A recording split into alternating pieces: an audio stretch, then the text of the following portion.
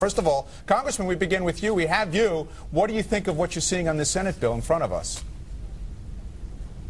Well, I think my constituents seem to be continually disappointed with what they hear coming out of the Senate. You know, Senator Mary Landrieu of Louisiana has been very proud of the fact that she's been able to manipulate the Senate $300 million boondoggle to her state.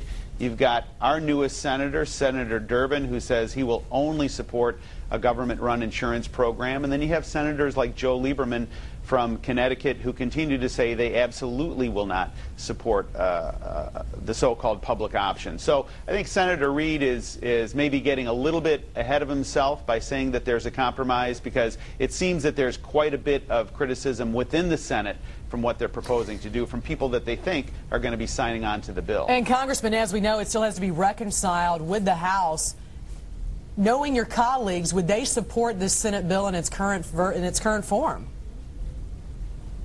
Well, the House bill barely limped out of the House with just 2 votes to spare. And the big question right now is, how much is this going to cost? And I think the Senate and the House leadership have sort of lost sight of what it is that the American public wants Congress to do. Yes, we need to fix this healthcare system, but the focus needs to be on driving costs down, increasing access with pre-existing conditions. I think that needs to be the focal point.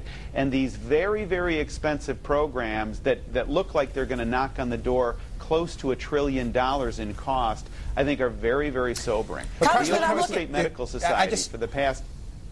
I'm sorry, the thing, though, we want to just get clear, because there's 2 parts of this Senate bill that's in front of us right now. One of them is the increasing use of Medicare and putting people into that program, and the other one using the insurance plan that the congressman and the people like you use. Do you like the idea of switching from the government option to the Medicare option?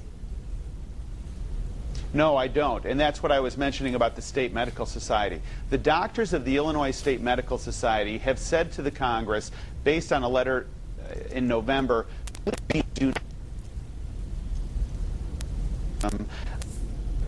Medicaid. Why not? Because they're fundamentally flawed in how they are funded. They don't compensate physicians and hospitals at the rates at which they need to sustain themselves. So I think you had a clip from Senator Grassley a minute ago where he said you're basically putting people on the Titanic.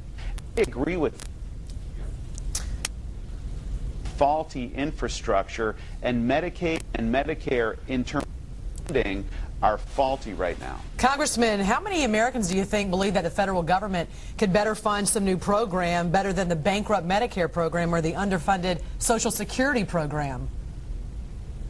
Yeah, that's it exactly. I mean, I think the public is really yearning for leadership out of Washington, D.C., and they want to see us trying to deal with things that bring costs down. Because think about it. If you bring costs down, if you allow purchasing across state lines of health insurance, if you reform the tort liability system, if you allow small businesses to associate with one another so that they can get a better deal vis-a-vis an insurance company, those things bring costs down. And what happens when costs go down?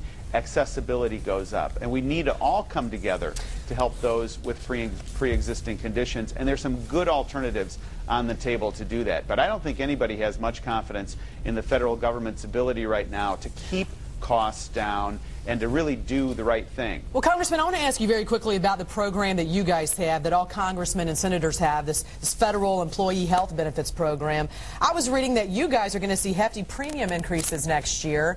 Of course, this is the program that's now being offered in the Senate version of the plan that people can take as opposed to the government-run option. But it's estimated that 250,000 federal workers are uninsured because they can't afford the premiums, and that the most popular plan under the coverage that you guys have is going up 15% in premium costs next year. How could anyone afford that? Yeah, I mean, Congress is not insulated from the rising cost of health insurance. Members of Congress are on a Blue Cross Blue Shield plan or a Cigna plan, I think.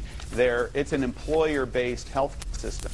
which is why I think there really needs to be the focus on driving costs down ultimately. Because if the Congress can focus on driving costs down, that gets us back to the place where President Obama was in September of this year, where he said in that joint session speech, look, we agree on 80% of these things. And my attitude is, if we agree on 80% of these things, let's focus in on these 80% solutions, put aside the very costly, controversial sorts of things. We ought not be giving $300 million boondoggles to senators to manipulate them to voting for a fundamentally flawed plan. Let's focus on driving costs down, increasing accessibility, and ultimately helping folks with pre-existing conditions. Congressman Peter Roskam, we certainly appreciate you joining us this morning.